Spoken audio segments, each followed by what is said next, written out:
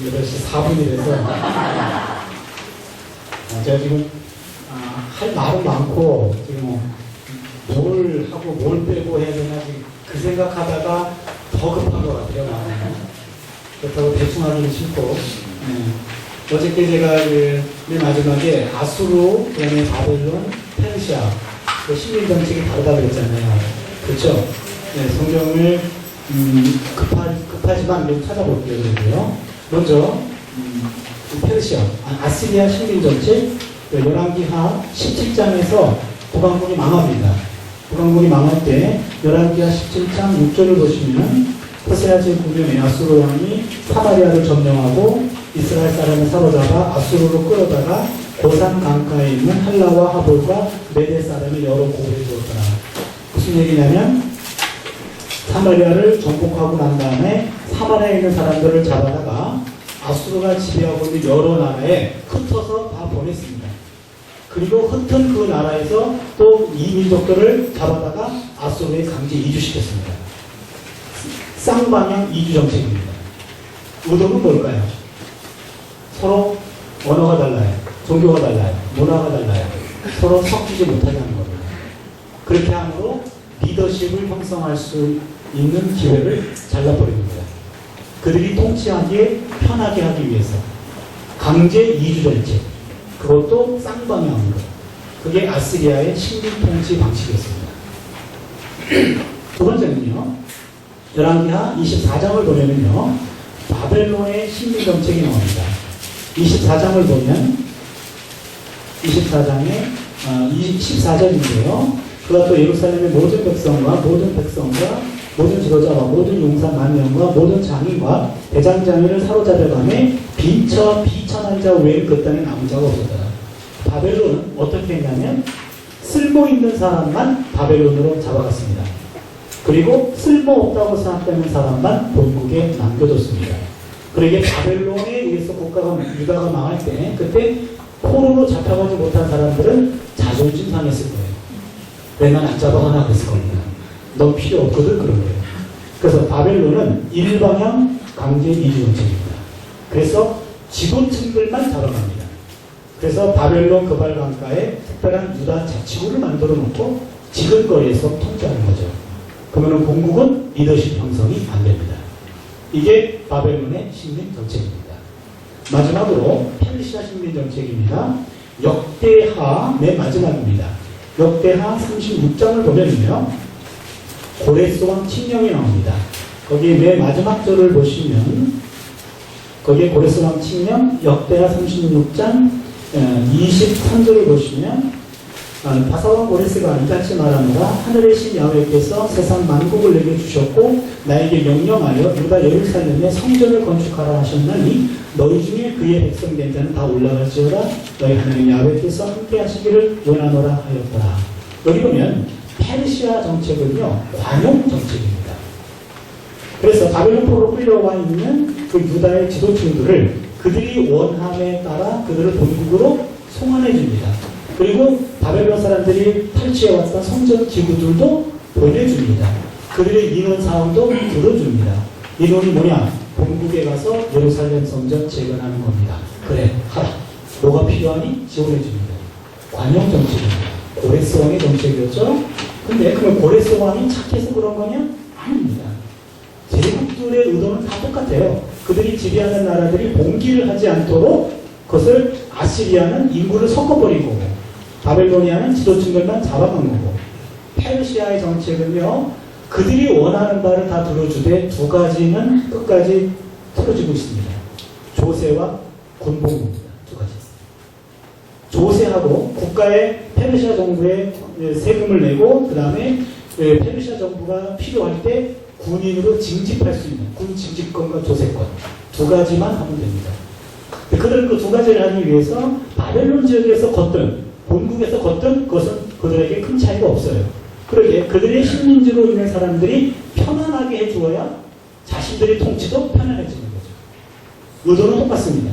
그러나 세계의 식민지 역사 통치 방식 가운데 페르시아 정책이 가장 탁월했습니다. 관용 정책이잖아요.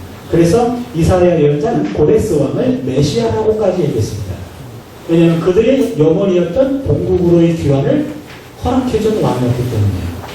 그래서 지금 세 나라의 세 제국의 식민 통치 방법이 달랐다. 그 이야기를 간단히 정리했습니다. 그리고 오늘 우리가 만나야 될 예언자들이 한두 사람이 아닙니다.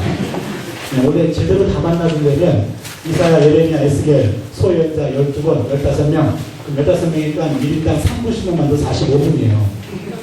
다 못 만나면 중요한 분들만 만나주려고 그래요. 첫 번째 이사야입니다.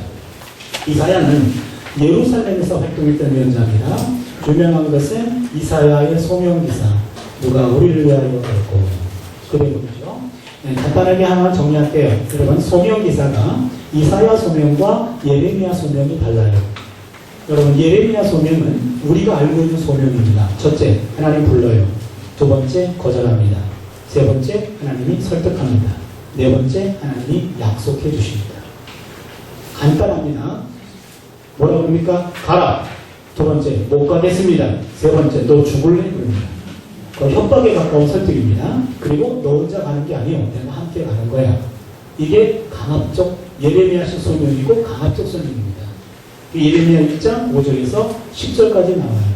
그런데 이사야 소명은 좀 달라요. 여러분, 이사야 6장에 보시면 우시아 왕 죽던 해 내가 본즉 주께서 높이 들린 보좌에 앉으셨는데 그 옷자락은 성전에 가득하였고 스랍들은 주변에 모셔섰고 둘러는 얼굴을 가리고 둘러는 발을 가리고 둘러는 날며 창하에 가라되 거룩하다 거룩하다 거룩하다. 이사야가 우시아 왕 죽던 해 왕권 교체기에 정치적 혼란기에 예루살렘 성전에서 기도하다가 거기서 하나님의 거룩성을 발견해요. 하나님의 거룩성을 발견한 최초의 예언자가 이사야입니다. 그걸 발견하자마자 1장 5절에 바로다 나의 망하게 되었도다. 입술이 부정한 사람이 부정한 백성 중에 거하면서 만군의 왕이신 야훼를 배웠습니다. 하나님의 거룩성이 발견되자 이사야의 죄성을 깨닫게 됩니다. 그 죄는 죽을 죄입니다. 그런데 사람들이 날라와서 핀수술을 가지고 이사야의 입을 정결하게 해줍니다. 거기서 중요한 것은 제단에 피어있는 수선 인간의 죄를 씻은 수가 있었어요. 이사야가 자기 죄를 씻기 위해서 제단에 피어있는 수술 가져다가 입을 갖다 댔다면 입만 딜 겁니다. 그렇죠? 그 제단에 있는 핀 수술을 가지고 죄를 속죄해 줄 수 있는 주도권을 주신 분은 하나님이세요. 하나님이 천상의 존재인 스랍에게 명령해서 이사야의 입을 정결케 하라고 명령한 거죠. 거기서 하나 배우는 것은 인간은 죄를 깨달을 수만 있지 죄를 없앨 능력은 없습니다. 그래서 이사야는 자신의 죄성, 하나님의 거룩성을 발견하자 자신의 죄성을 깨닫게 되었고 죄를 고백하자 하나님의 죄를 정결케 해주었습니다. 그자 이사야의 귀가 열립니다. 눈이 열립니다. 하늘의 탄식 소리를 들어요. 누가 우리를 위하여 가고 누군가를 보내야 됩니다. 아무도 가지 않아요. 누가 우리를 위해 가지? 하나님의 탄식 소리를 들어요. 그때 이사야가 하나님 나 여기 있는데 나 보내세요 그럽니다. 그래서 가라 그럽니다. 딱 걸렸어요 이사야. 그래서 이사야는 하나님이 가라 하신 적이 없었어요. 본인이 가겠다고 했습니다. 이사야의 소명입니다. 이사야의 소명과 예레미야 소명은 달라요. 예레미야 소명은 강압적 소명입니다. 이사야 소명은 자발적 소명입니다. 예레미야 소명은 직접 소명입니다. 이사야 소명은 간접 소명입니다. 예레미야 같은 경우는 차출병입니다. 이사야 같은 경우는 자원병입니다. 그러게 소명이란 하나님의 강압적 부르심도 있지만 간접적 부르심도 있다 그런 얘기죠. 예, 개인적으로 저는 예레미야 가지고 박사학위를 했어요. 그러니까 공식적으로는 예레미야하고 가까운데 개인적으로는 이사야하고 가깝습니다. 저는 고3 마치고 대학 진학할 때 목사가 되고 싶어서 갔어요. 부르신 적 없었어요. 내가 되고 싶어서 갔어요. 근데 인터뷰를 하는데 교수님이 묻는 질문이 두 가지예요. 자네는 소명이 있나? 그게 첫 번째 질문이에요. 정답이 뭐예요? 그랬더니 불렀다 그래야 된대요. 난 안 불렀는데 그러면은 입학할 때 이걸 들어가려면 거짓말해야 돼요. 근데 신학 공부를 거짓말하고 하고 싶진 않았어요. 그럼 정직하게 말하면 떨어지는 거예요. 소명의식이 없으니까. 하나님의 종의 길은 소명 가지고 하는 거다. 부르심이 있어야 된다. 얼마나 고민했는지 몰라요. 차 시기 얼마나 감사한지 몰라요. 기억력을 하다 보니까 차 시간 맨 나중이었어요. 그러다 보니까는 인터뷰 한 몇백 명 하다 보니까 이제 밥 먹을 시간도 되고 저도 교수가 되어봐서 알아요. 9시 질문과 12시 질문이 다르거든요. 9시 질문은 커피 한 잔 마시고 또렷또렷 해가지고 꼬치꼬치 묻습니다. 12시쯤 되면 지쳐가지고요. 얼굴 보고 대충 성격도 알고 그래서 웬만하면 다 그냥 이상하지만 하면 붙이거든요. 예, 저는 이제 그거 고민 많이 했어요. 뭐라고 말해야 되나 그런데 교수님이 뜻밖의 질문을 했어요. 자네는 이름이 뭔가 그랬어요. 근데 내가 너무 당황해가지고 난 지금 뭐라고 말해야 되나 이것만 고민했는데 이름을 잊어버렸어요. 그래서 제 이름은요? 그러고 잊어버려가지고 이 명찰을 읽었습니다. 예, 차준입니다. 그랬더니 자네는 이름도 몰라 나가! 그런 거예요. 그래서 쫓겨났어요. 한마디도 못하고 쫓겨났습니다. 속을 생각하기를 신학교 교수님들은 목사님들이라 안 봐도 아무나 내가 소명이 없는 거 안 봐도 아무나 근데 알고 봤더니 붙었어요. 하고 싶은 공부했어요. 열심히 했어요. 잘했습니다. 근데 기숙사 생활하는데 밤마다 선배들이 소명 집회라고 그래가지고 소명 없는 이들만 모아놓고 소명 고문을 하는 거예요. 주의 길은 주의 부르심이 있어야 됩니다. 라고 소명 받아야 됩니다. 그러는데 소명 받았어야지. 난 원합니다. 그게 아니라는 거예요. 불러낸다는 거예요. 네가 원하는 게 아니라는 거예요. 얼마나 고문당했는지 몰라요. 3학년 때 이사야서를 공부하면서 그때 배웠어요. 이사야 소명이 내 소명입니다.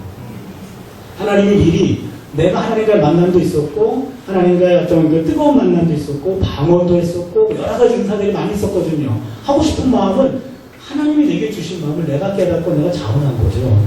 그래서 소명은 두 가지가 다 있다. 이사야 얼마나 고마우신 분인지 몰라요. 이분이 안 계셨으면 저도 없는 거예요. 이사야에서 가장 중요한 거는요. 이사야 7장 9절입니다. 너희가 만일 믿지 아니하면 정녕 굳게 서지 못하리라. 잘 기억해주세요. 믿지 아니하면 이 말이 히브리 말로 아만입니다. 아만. 믿다. 아만. 네가 아멘. 이 아만에서 나온 말이 아멘이에요.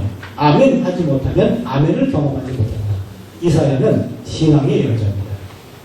그러게 우리가 어저께 아모스 5장 24절 정의의 예언자, 호세아 6장 6절 인애의 예언자, 인자. 그 다음에 이사야 7장 9절 아멘, 절대 믿음의 예언자입니다. 미가를 봅니다. 미가를 보면은요, 미가는 지금 아모스, 호세아, 이사야, 미가 할 때 미가는 8세기 예언자 중에 막내입니다. 막내인데 여러분 미가 하면 잘 몰라요. 근데 미가에서 가장 중요한 것은 미가 6장 8절입니다. 야훼께서 내게 구하시는 것이 오직 정의를 행하며 인자를 사랑하며 겸손히 하나님과 함께 행하는 것이 아니냐. 여러분 미가 6장 8절 꼭 기억해 주세요. 미가 6장 8절이 예언자의 영성을 지배하는 겁니다. 6장 8절 보세요. 야훼께서 내게 구하시는 것 미가서에 보시면요. 미가서 6장 6절을 보시면 야훼여 내가 무엇을 가지고 주의 앞에 나가며 주의 앞에 나아가리까? 그때 1년 된 송아지를 가지고 그 앞에 나아가니까 아니면 천천의 순양이나 만만의 강물 같은 기름을 기뻐하실까? 아니면 내 호물 인하여 마다를 하나님께 드릴까요? 그게 미가 6장 6절 7절이에요. 6장 6절 7절은요. 예배자가 성소에 들어갈 때 성소 앞에 서 있는 제사장에게 하는 질문이에요. 내가 오늘은 어떤 질문을 드릴까요? 1년 된 송아지 번째입니다. 천천과 강물 같은 기름, 소재입니다. 그리고 내 마다들을 드릴까요? 속죄제입니다. 그것을 알려주는 게 제사장이에요. 내가 무슨 질문을 드릴까요? 그때 6장 8절이 제사장이 해야 될 말을 예언자가 인터셉트 해가지고 예언자의 영성을 말해줍니다. 만약에 제사장이라면 당신은 오늘 번제를 드리세요. 당신은 오늘 소제를 드리세요. 당신은 오늘 속죄제를 드리세요. 라고 그에게 합당한 제물을 제시해 줄 겁니다. 예언자는 다릅니다. 사람아, 주께서 사는 것이 무엇임을 내게 보이셨나니 오직 정의를 행하며 인자를 사랑하며 겸손히 하나님과 함께 행하는 것이 아니야. 재물보다 더 중요한 것은 바로 너다. 하나님이 찾는 것은 재물보다 바로 당신이요. 어떤 당신입니까? 정의를 행하는 사람, 인자를 사랑하는 사람, 겸손히 하나님과 함께 행하는 사람. 누굽니까? 정의를 행하다. 아모스 5장 24절. 인자라는 말은 인애라는 말과 같은 단어입니다. 히브리 말로 헤세드라는 단어입니다. 호세아 6장 6절의 말씀이에요. 그 다음에 겸손히 하나님과 함께 행한다. 그거는 신앙을 얘기합니다. 그렇다면 미가 6장 8절 말씀은요. 8세기 예언자들 아모스, 호세아, 이사야가 했던 핵심적인 용어들을 다 종합하고 있어요. 이게 예언자의 영성입니다. 마태복음 23장 23절 거기 보시면요. 과실진저 외식하는 서기관들과 바리새인들이요. 너희들이 박하와 회원과 근처의 11조들이되 율법에 더 중한 바 정의와 긍휼과 믿음은 버렸다. 그러나 이것도 행하고 저것도 버리지 말아야 할지니라. 마태복음 23장 23절 기록해 주세요. 꼭 기록되어 있나요, 여기? 네. 친절하게 적어놨네요. 네, 그럼 꼭 기억해 주세요. 예수님의 유언입니다. 예수님이 그 당시 종교 지도자들에게 당신들이 11조 생활을 열심히 잘하고 있다. 그러나 그것도 행하고 더 중요한 게 있는데 정의와 공률과 믿음이다. 거기 정의는 아까 정의와 공률, 공률이라는 말은 헤세드라는 말이 국률이라는 의미를 갖고 있습니다. 믿음이라는 말은 아까 얘기했던 하나님과 겸손히 함께 행하는 것. 그렇다면 마태복음 23장 23절은 미가 6장 8절 말씀을 그대로 계승하고 있습니다. 예수님의 유언에는 바로 예언자의 영성이 흐르고 있었고 예수님의 피에는 예언자의 영성이 흐르고 있었어요. 예수님은 바로 예언자였습니다. 그리고 예수 정신에는 미가 6장 8절이 흐르고 있었고 예수의 정신에는 이사야, 아모스, 호세아, 이사야의 영성이 흐르고 있었어요. 저는 이 부분에 와서 오늘 한국교회가 회복해야 할 영성이 바로 이거라고 믿습니다. 다른 거 아닙니다. 정의와 그 다음에 공율과 믿음이라는 것. 정의라는 것은요, 한마디로 정의란 개념은 아주 복잡합니다. 정의라는 말을 한마디로 얘기한다면 약자의 권리 보호해줍니다. 약자의 권리를 보호해주는 것. 정의는 다른 게 아닙니다. 어떤 공동체이건 간에 가장 약한 지체, 약한 사람을 먼저 주목하고 그를 세워주는 것. 그게 정의입니다. 여러분, 우리 몸에서 지금 가장 중요한 곳이 어딜까요? 뇌일까요? 심장일까요? 우리 몸에서 가장 중요한 것, 아픈 곳이. 지금 내가 아픈 곳이 가장 중요해요. 뇌의 심장이 아니라 손끝에 뭐라도 바늘하라도 찔리면은 이게 제일 아픈 곳이죠. 이게 지금 내게 제일 중요한 곳입니다. 우리 몸에 가장 중요한 것은 아픈 곳이에요. 우리 공동체에서 가장 중요한 것은 아파하는 사람입니다. 한 가정에서도 가장 약한 지체에게 주목합니다. 그래야 그 공동체가 건강해지는 거예요. 그리고 건강한 공동체는 항상 약자들의 신음소리에 민감합니다. 이 땅의 신음소리에 민감한 게 그게 바로 약자들을 돌봐주는 거죠. 그게 바로 정의입니다. 정의를 하는 것이 아닙니다. 약자들의 탄식소리와 그들의 신음소리를 들어줄 수 있는 것. 그것이 바로 정의죠. 히스기야입니다. 히스기야는요, 종교개혁을 일으켰던 왕이죠. 요 히스기야 시대 때는요, 왕하 18장에 나오고요, 지금 아시리아 사내립이 예루살렘을 공격했습니다. 그때 포위를 당했어요. 이때 남유다는 거의 망할 뻔했습니다. 히스기야가 예루살렘 성에 갇혀 있으면서 먹었던 특별 요리가 있죠. 요리가 아니고 음식이 있죠. 뭐죠? 역사서 잘 모르시나요? 유명한 사건인데요. 랍사게가 와가지고 예루살렘 성 안에 갇혀 있는 사람들에게 한 말 중에 나와요. 대변과 소변 줬어요. 예루살렘 성 안에 갇혀 있으면서 먹을 양식이 떨어져서 대변과 소변으로 버티는 상황이었습니다. 그런 상황까지 몰렸던 것이 바로 아수르 사네립의 예루살렘 침공 사건이에요. 나라가 거의 망할 뻔했습니다. 요시야 시대 때입니다. 그 이후에 요시야가 종교개혁을 일으킵니다. 유명한 본문이죠. 요시야가 종교개혁을 일으킬 때 예루살렘 성전을 보수공사해요. 열왕기 한 22장에 나오는데요. 거기 8절을 보면은요, 성전을 보수공사하다가 율법책을 발견합니다. 그 율법책은 뭘 말할까요? 신명기입니다. 유명한 사건입니다. 여러분, 열왕기 22장 8절에 율법책, 이 고로 나중에 쓰세요. 신명기입니다. 그때 신명기를 발견해요. 신명기를 발견하고 읽으면서 신명기의 율법대로 살지 아니하면 저주가 임한다 라는 이야기를 딱 봤을 때 지금이 저주의 상황이에요. 그러게 요시야는 신명기로 돌아가서 신명기에 적혀있는 것대로 개혁을 일으킵니다. 그게 바로 종교개혁입니다. 요시야 종교개혁, 신명기를 국가법으로 제정해놓고 그곳으로 나라를 세우게 하는 겁니다. 우리가 첫날 오경을 훅 지나왔는데요. 창세기 출애굽기만 자세히 보고 나머지는 다 율법 집어가 버렸어요. 근데 신명기가 오경의 결론이죠. 그렇죠? 참, 출, 내, 민, 신, 오경 결론입니다. 그 다음에 여호수아서부터 열왕기 하까지 시작하는 서론이 신명기입니다. 그리고 신명기는 예언자들 정신에 영향을 줍니다. 그리고 신명기가 구약의 중심이기도 합니다. 그리고 신명기를 철저히 읽고 신명기에 나와 있는 특별히 약자 보호법이 많아요.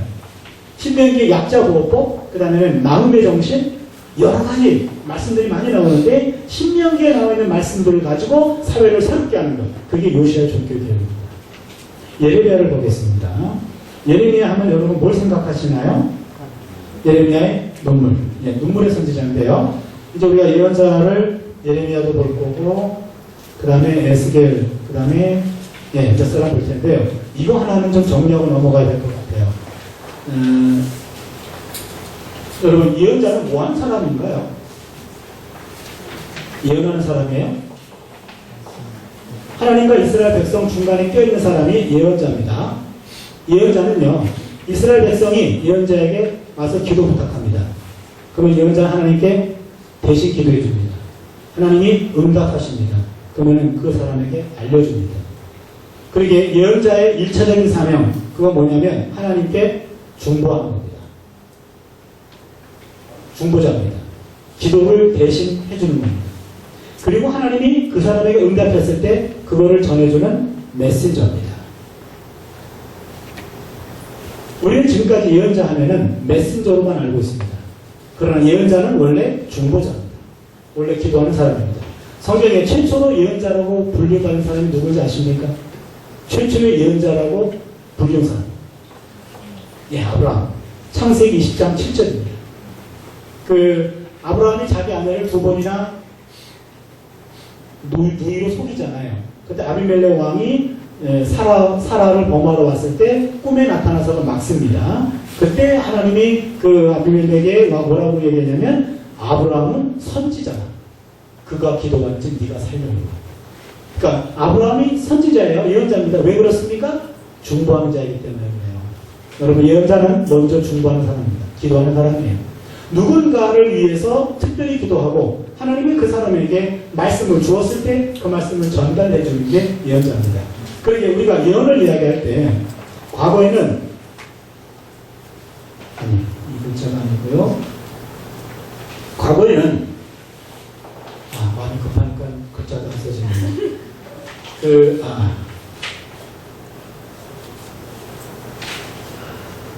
이렇게 쓸게요. 정답을 말해버리고 말했는데요. 미리 예자가 아니라 이 예자요. 대충 이해가 됩니까? 제가 지금 글자를 잘 못 썼는데 이 예자 기억하세요? 예상, 예비고사 할 때 예자, 미리 예자입니다. 옛날에는 예언자를 이렇게 번역했어요. 예언자, 미리 말하는 걸로. 여러분, 장래를 미리 말하는 사람 보고 장신 예언자 이렇게 얘기하잖아요. 그건 일반적인 예언자라는 뜻이고 성경의 예언자는 이 예언이 아니라 이 예언입니다. 무슨 예자죠? 맡길 예자입니다. 예금할 때. 하나님이 예언자에게 말씀을 맡겼어요. 그 말씀은 무슨 얘기냐면 그 사람이 지금 하나님의 뜻을 찾고 있는데 그 뜻을 하나님이 예언자에게 말해줘요. 네가 그 사람에게 전달해줘라.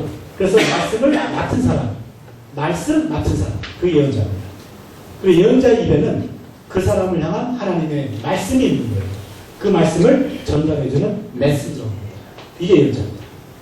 제가 지금 말씀드리고 싶은 것은 제사장은 중보기도하고 예언자는 따끔한 이야기를 하는 사람으로 생각하는 건 절반만 맞습니다. 제사장은요, 두 가지 일을 해요. 제사장은 제사를 집례하고 말씀을 가르치는 일을 합니다. 제사장은 말씀을 가르치는 게 주 사명이에요. 그리고 온전한 제사가 이루어질 수 있도록 거룩한 것과 속된 제물들을 구별하고 그 다음에는 부정한 제물들을 돌려보내는 일을 하는 게 제사장이에요. 예언자가 하는 일은 중보기도입니다. 누군가를 위해서 집중적으로 기도해주고 그 사람에게 오늘 하나님이 주시는 말씀을 전달해주는 겁니다. 그리고 예언자는 기도하는 사람입니다. 기도하기에 그 사람들에게 따끔한 이야기를 말해줄 수가 있는 거예요. 기도하지 않고는 그 사람을 책망할 수 없습니다. 책망할 수 있다는 것은 그만큼 그 사람을 위해서 기도한 양이 있기 때문에 그 연민과 사랑의 마음을 가지고 따끔한 이야기를 해줄 수 있는 거죠. 그리고 예언자의 리더십은 기도의 리더십입니다. 기도한 만큼 리더십이 행사가 되는 거죠. 바로 예언자는 그렇습니다. 그 다음에 예레미야입니다. 아까 예레미야 소명 간단히 말씀드렸고요. 예레미야서에서 제가 좀 마음이 복잡합니다. 지금 예레미야에 대해서 예레미야만 가지고 몇 달을 얘기할 수 있는데요. 여러분 이번에 헤어지면 또 언제 만날지 모르는데요. 여러분이 저가 글 있거든. 유튜브 들어가셔가지고 차준희의 성경 사랑방이라는 거 들어가 보세요. 성경 사랑방 유튜브에 떠 있습니다. 제가 CBS 방송에서 64회 강의를 했어요.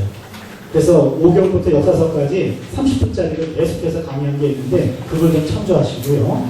또 열심히 또 지나치신 분들은 CGN TV의 유튜브 들어가 보시면 예레미야의 영성이라는 거를 9번 제가 특강한 적이 있습니다. 그거 한번 좀 보십시오.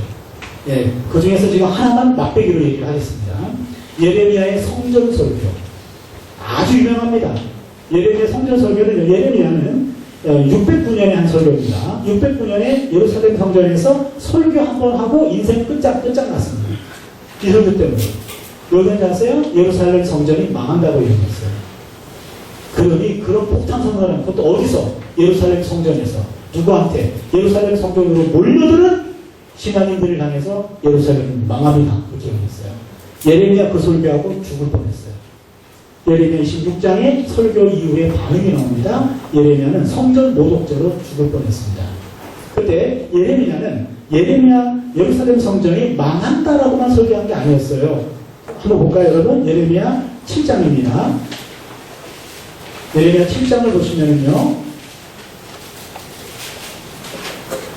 포인트는 5절과 6절에 있습니다.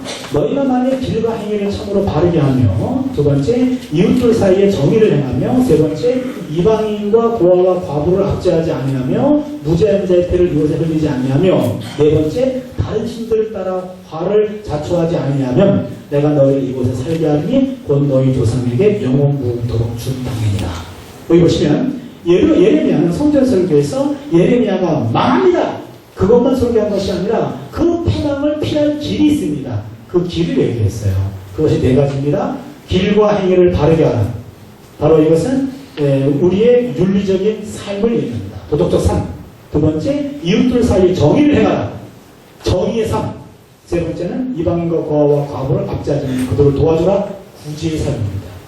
그리고 하나님을 똑바로 믿어라. 이거죠. 그래서 오늘날 우리가 여기서 하나 배우는 것은 오늘의 교회론입니다. 오늘의 교회. 그 다음에 교회라면 성도들도 교회죠. 성도들도 성전이고 교회지 않습니까? 오늘 우리가 해야 될 일, 도덕적 삶과 그 다음에 정의의 삶과 구제의 삶과 하나님 한 분만을 똑똑히 믿을 것, 제도를 믿을 것.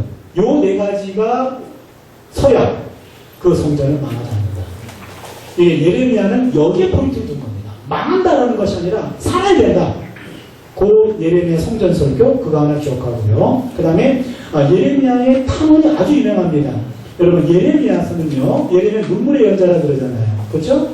예레미야에서 요 탐언 부분 예레미야 11장 18절 23절 12장 16절 15장 10절 21절 17장 14 18절 18장 18절로 23절 20장 7절로 18절 제가 이 바쁜 시간에 모든 구절을 다 부른 이유가 있습니다. 여러분 성경에다가 이 부분만 이렇게 박스로 채우세요. 박스로 이렇게 이런 식으로 첫 번째 예레미야의 탐언 11장 18절 23절 그 다음에 두 번째 탐언 여기 12장 1절로 6절 이런 식으로 해서 하나, 둘, 셋, 넷, 다섯, 6개의 고백이 나옵니다.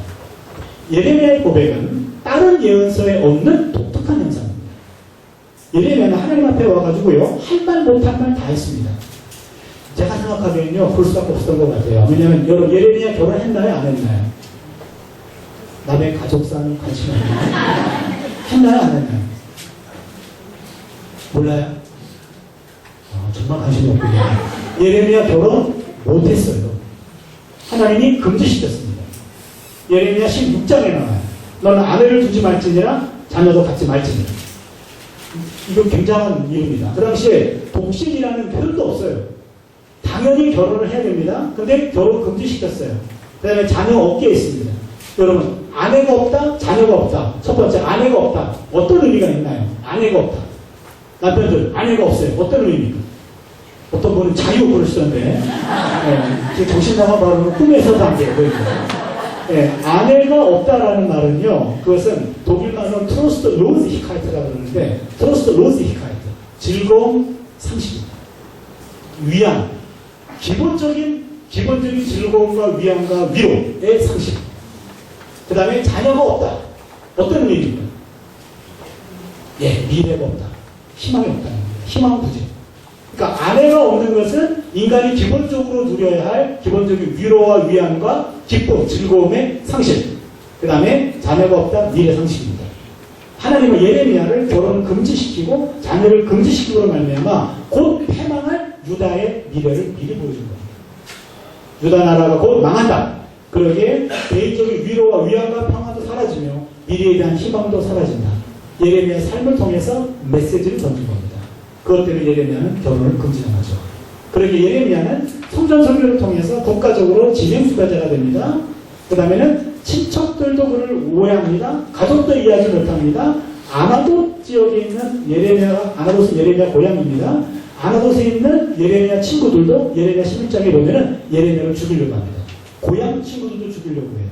예레미야는 4년 초갑니다. 이때 예레미야는 하나님께 와가지고 탄식하는 거예요. 그래서 예레미야 탐언이 유명합니다. 여기서 하나, 예레미야 20장 7절 한번 볼까요? 예레미야 20장 7절입니다. 야훼여, 주께서 나를 권유하사 내가 권유를 받았사오며 주께서 나보다 강하사 이기셨으므로 내가 조롱거리가 되나이다. 사람마다 종일토로 나를 조롱하나이다. 이 말이요, 원어로 보면요 아주 리얼합니다. 무슨 말이냐면 나를 권유하다라는 말은 파타라는 말인데, 이 말은 총각이 처녀를 성적인 목적으로 유혹하는 겁니다.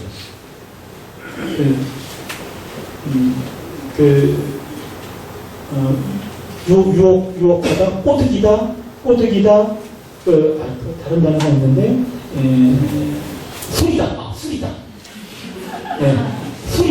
술이는 어떻게 하는 겁니까? 이게 술이다란 말이에요. 하나님이 나를 술이한 나이다. 술이다.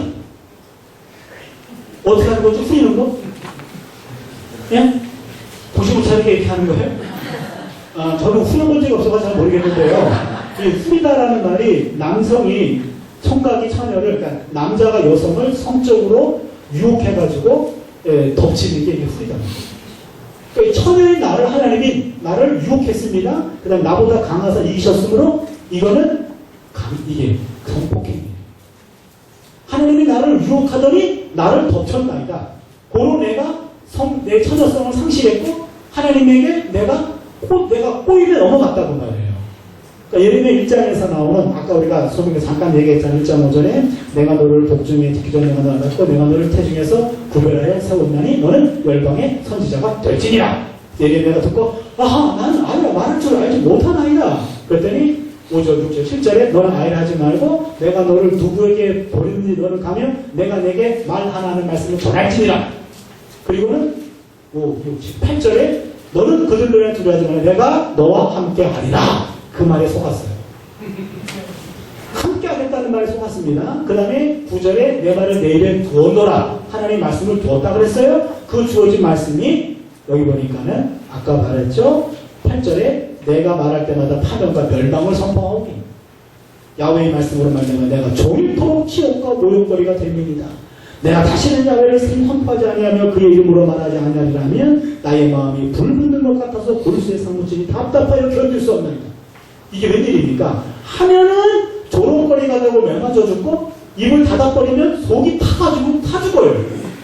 그러니 안 하면 타 죽고 하면은 매맞아 죽어요. 이거는 이러지도 못하고 저러지도 못하고 지금 예레미야가 엄청나게 흔들리고 있어요.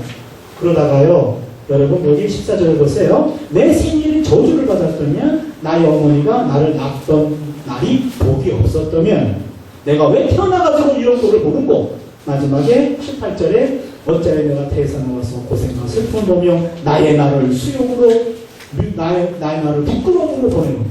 이러면 끝납니다. 이게 마지막 탄식이에요? 그럼 여러분 당혹스럽지 않습니까? 아니 지금 이러고 끝나면 어떻게 해? 같은 시대에 하박국이라는 연자가 있어요. 하박국 이렇게 안 끝나잖아요. 외양간에 소가 없을지라도 무화과잎이 없을지라도. 그러니까 하박국은 지라도를 거쳤어요. 지라도. 이게 지라도를 꼭 거쳐야 된대요. 내가 원하는 바가 이루어지지 않을지라도 야훼로 말미암아 내가 기뻐하리다 이렇게 해야 되는데, 예레미야는 내가 왜 태어나서 이런 꼴을 보는 거 끝! 예레미야 학자들도 당혹스럽습니다. 예레미야 지금 뭐 더 뭐 할 말 없니? 이게 마지막 말이니? 마지막 말이에요.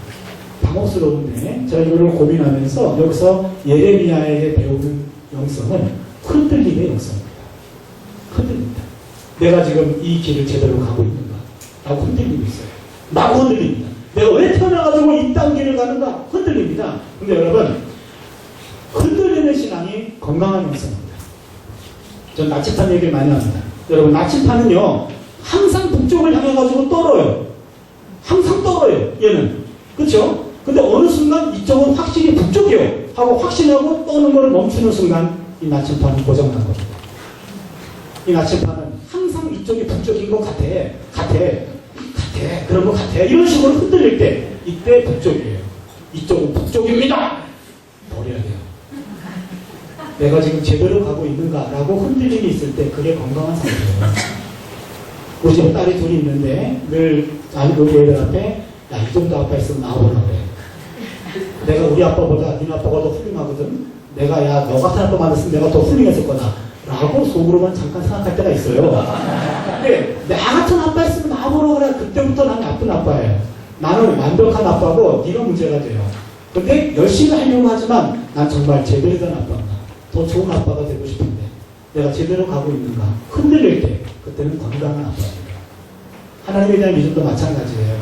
확신을 갖는 순간 더 이상 내가 아니라 남을 돌아보면서 남을 비판하고 남을 정죄합니다. 남 모르니까. 그러나 내가 지금 제대로 믿고 있나? 이렇게 흔들릴 때 남 정죄하지 않아요. 남 볼 틈이 없어요. 지금 지가 잘 믿어야 돼요. 지금. 그렇잖아요. 흔들릴 때, 고민할 때 그게 건강한 영성입니다. 내가 제대로 믿고 있는가? 그겁니다. 예레미야는 지금 그 고민을 하고 있습니다.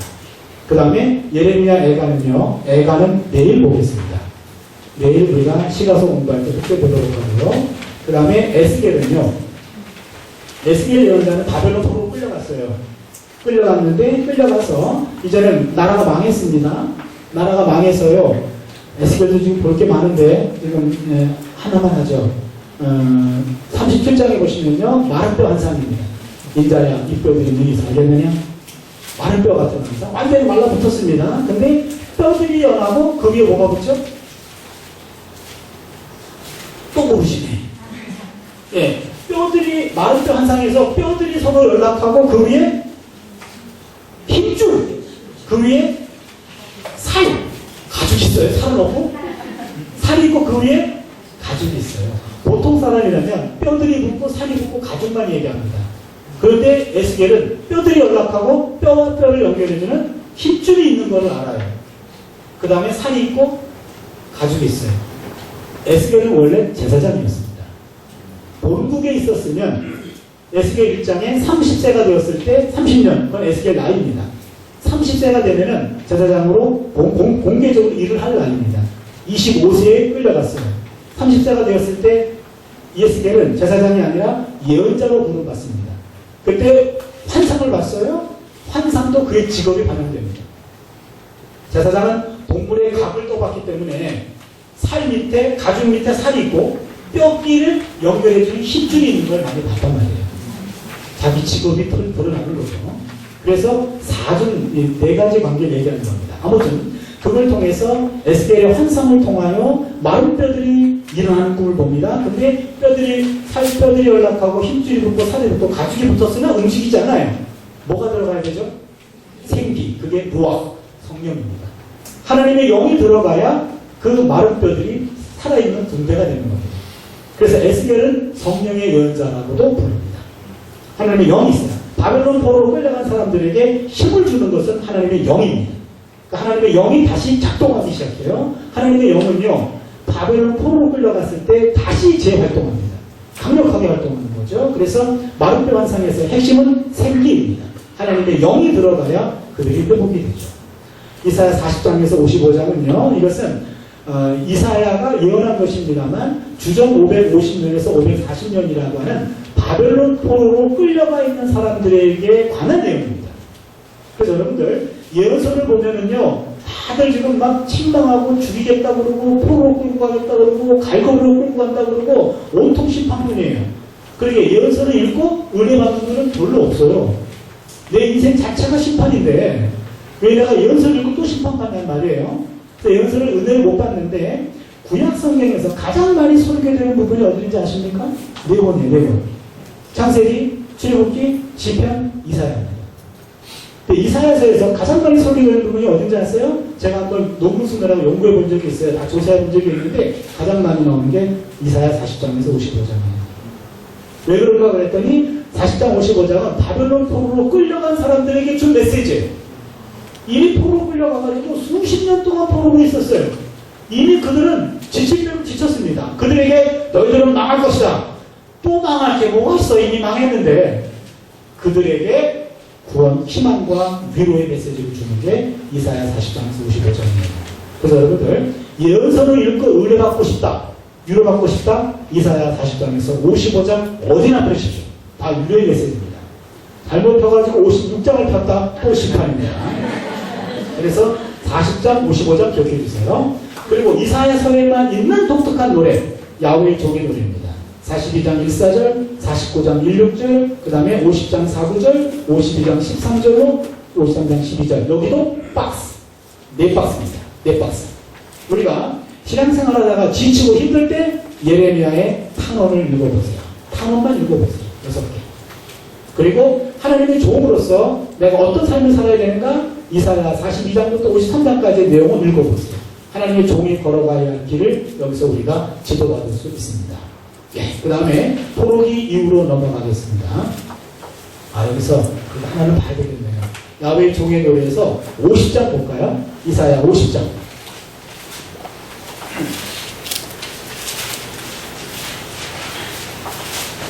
이사야 50장 세 번째 종의 노래입니다. 거기 4절입니다.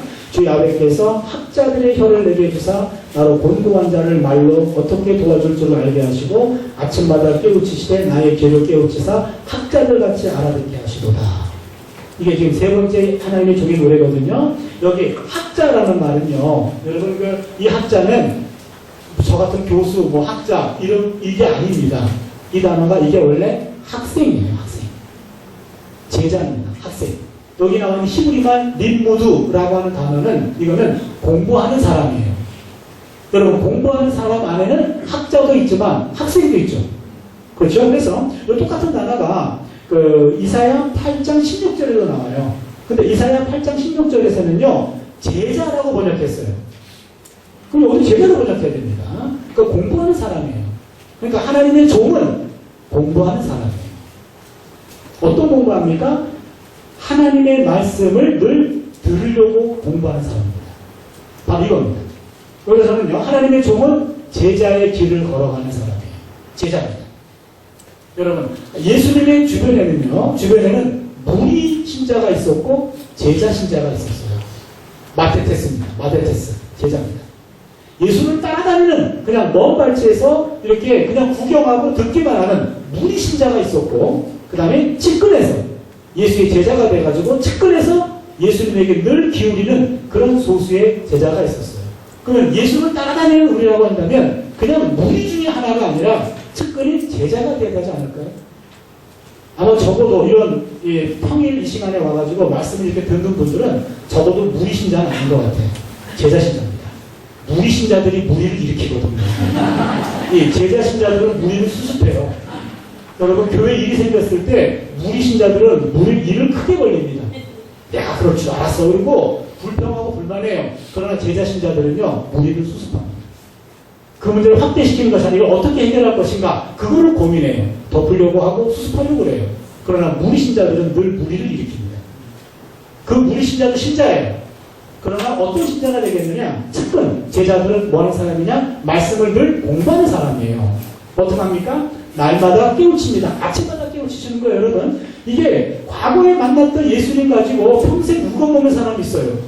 옛날에 내가 만났지, 그때 눈물 펑펑 흘렸지, 뜨거웠지. 그런 옛날에 만난 것 가지고 평생 울고먹는 사람, 곰탕신앙이라고 해요. 평생 그거 울고먹어. 첫 번째 그 사람 가지고 울고먹는 거예요. 그러면 안 됩니다. 옛날에 만났던 그것만이 아니라 오늘 아침에 또 만나야 돼요.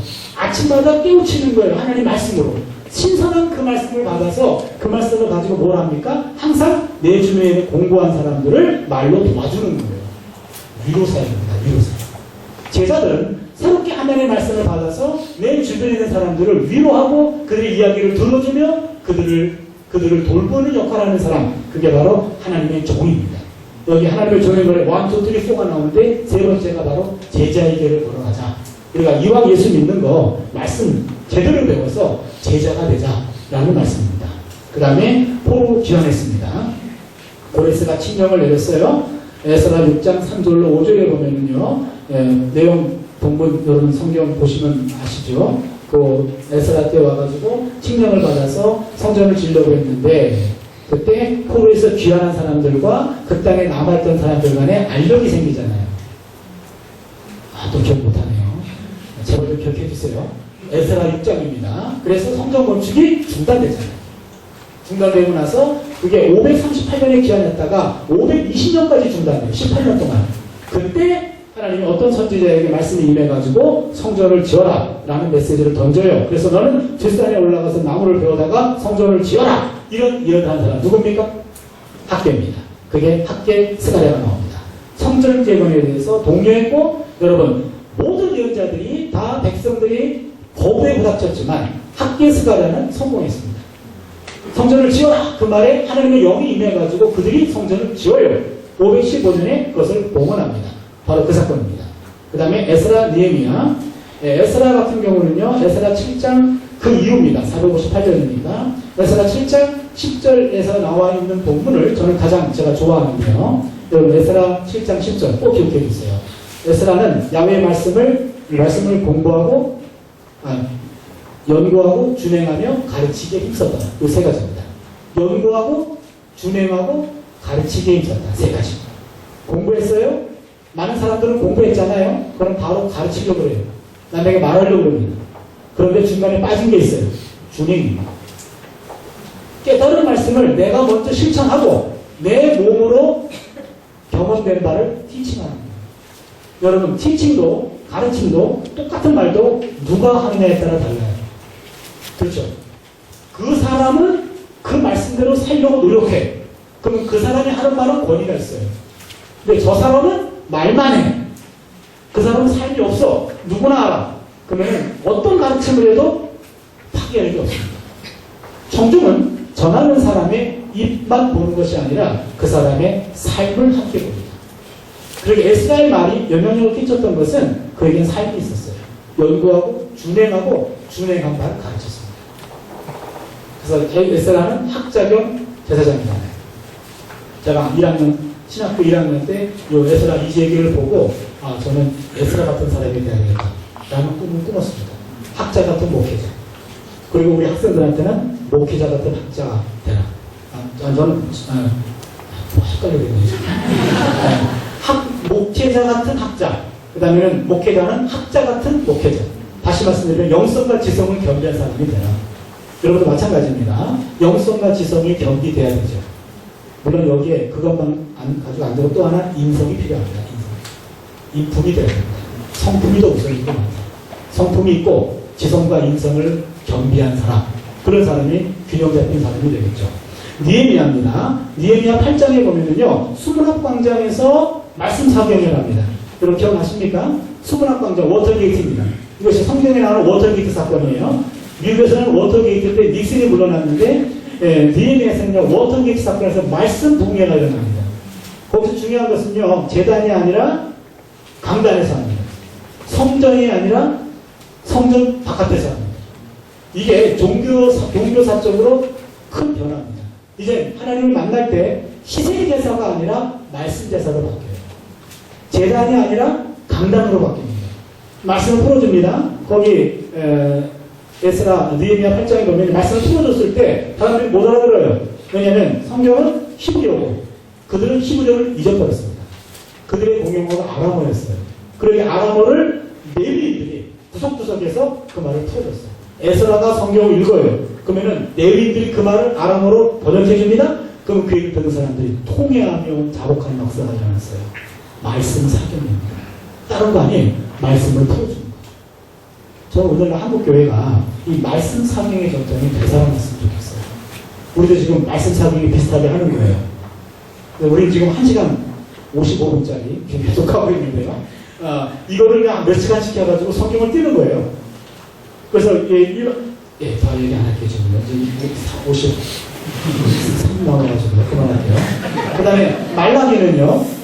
말라기는 신랑과 아주 신앙의 회의가 있을 때 나오는 예언자였습니다. 마지막 예언자죠. 성경의 맨 마지막 책은 다니엘서입니다. 다니엘서는요. 가장 중요한 것은요. 여러분 다니엘서 와가지고 맨 뒤에 제가 붙여놓은 부분들이요. 다니엘 시대 때 마카베오 한번 볼까요? 마카베오. 맨 뒤에 마카베오 있죠. 거기 보시면요. 제가 그냥 말로 하겠습니다. 이 당시 안티오코스 에피파네스 4세라고 하는 사람이 헬레니즘 정책으로 강하게 드라이브를 걸었어요. 그러면서 유대교인들을 박멸하려고 했습니다. 그리고 율법을 금했고 안식일을 금했고 할례를 금했어요. 이런 일을 행하는 사람들은 죽였습니다. 어떤 사람이 마카비서에 나와요. 한 아이를 8일 만에 할례를 행하는 게 유대인의 관례예요. 한 아이를 할례를 행했네요. 그 자리에서 그 아이를 철사줄로 목매달아 죽이고 할례를 행한 부모님들을 처형합니다. 하객들을 다 죽였어요. 그런 시대가 바로 다니엘이 활동하십니다. 7 아들과 한 어머니의 이야기도 마카베오 7장에 나와요. 7 아들과 한 어머니가 안티오코스에게 잡혀갑니다. 그때 안티오코스가 말해요. 하나님을 부인하라고 얘기합니다. 그러면 살려주겠다고 얘기해요. 부인하지 않자 혀를 잘라요. 그리고 그 맏형을 그냥 사지를 절단해가지고 펄펄 끓는 가마솥에 집어넣습니다. 둘째 아들에게 얘기합니다. 둘째 아들도 거부합니다. 거기서 순교를 당합니다. 6명의 아들이 다 죽었어요. 마지막 아들에게 말합니다. 너도 마지막 7번째 아들은 그 안티오코스가 회유합니다. 야, 이 호르몬이 혼자 남았는데 너가 하나님을 부인한다면 너를 살려주고 높은 관직에 올려주고 너와 내가 겸상을 해주겠다 라고 유혹합니다. 그때 어머니가 나섭니다. 예, 아무것도 없는 것에서 우리를 만드신 하나님께서 우리를 다시 살리지 않겠느냐. 2 가지입니다. 무로부터의 창조, 하나는 영생이다. 여러분, 부활과 영생은 주전 2세기 때 처음으로 나온 신앙이에요. 그러면서 그 어머니는 그 아들이 막내 아들에게 형들과 같이 순교하기를 권고합니다. 여기서 저 악한 세력에게 무릎을 꿇면 우리에게 부활과 영생은 없다. 고통을 참아내고 우리 곧 다시 태어나서 형들을 보자. 그 시대가 다니엘 시대입니다. 절하지 않는다고 해가지고 푸른 속에 들어갔잖아요. 그때 다니엘이 뭐라고 그럽니까? 하나님 우리를 살리거니와 그리 아니하실지라도. 그리 아니하실지라도 라는 말은 이 땅에서의 삶이 전부가 아니라는 걸 깨달은 겁니다. 이 땅에서 보상이 이루어지지 않는다고 해도 그리 아니하실지라도 부활과 영생을 이뤘던 거예요. 다니엘 12장 2절. 잠자는 자들 가운데 깨어날 자가 있을 것입니다. 바로 성경에서 가장 명확하게 부활과 영생 신앙이 나오는 것 다니엘 12장 2절입니다. 그래서 부활과 영생 신앙을 통해서 다니엘이 새로운 신앙을 얘기합니다. 그게 하시딤이에요. 하시딤은 헤세드를 지킨 사람들, 하나님에 대한 믿음의 정절을 지킨 사람들은 순교해야 했습니다. 그래서 다니엘은 하시딤이었고 하시딤에게 준 메시지가 바로 다니엘서입니다. 그래서 제가 강조하고 싶습니다. 다니엘서에 나와 있는 신앙은 묵시신앙이라고 합니다. 묵시신앙을 통해서 부활과 영생을 깨닫게 됩니다. 그래서 묵시신앙을 통해서 이 땅에서의 삶이 전부가 아니라 새로운 세상이 열린다. 그거를 보여주는 것. 그게 다니엘서 구약의 가장 마지막 메시지입니다. 역사는 다 훑었습니다. 나머지 중간에 시가서, 지혜로운 이야기, 그 얘기는 내일 하도록 하겠습니다. 감사합니다.